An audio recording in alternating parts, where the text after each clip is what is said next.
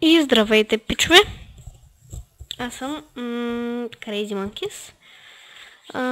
В това видео това е един нов свят на креатив, в който ще правя всякакви туториали за абсолютно всякакви работи. И първият туториал, който ще направим, то всъщност няма да е туториал, то ще е едно интересно и забавно трикче, което ще се пробваме да направим. И то ще се получи, аз съм сигурен, че ще се получи. За целта ще ни трябват TNT. Всички обичаме TNT. И Redstone Torch. И сега копаем 1, 2, 3, 1, 2, 3. Така си копаем примерно 2 навътре. И с така 2 TNT Redstone Torch. И сега ще видите какво ще стане. Бам! От първия път може да имате 1-2 блока отклонение, да речем. И сега правите така, хоп, хоп. И да, може би винаги се получава един блок от отклонение.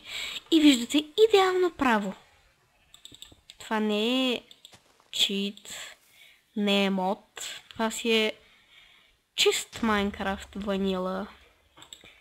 И обаче винаги се получава по един блок отклонение, което...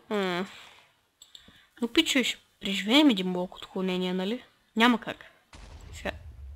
Гръмнахме планината. Фейл. Няма значение. Ще пробваме насам. И идеята ми беше, че това може да се използва за строежи, за бренч майнове, изобщо за най-разни работи.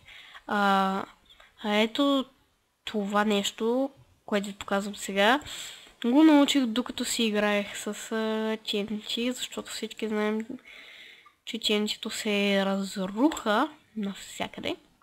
Не мислех, че може да се получи нещо толкова красиво с TNT.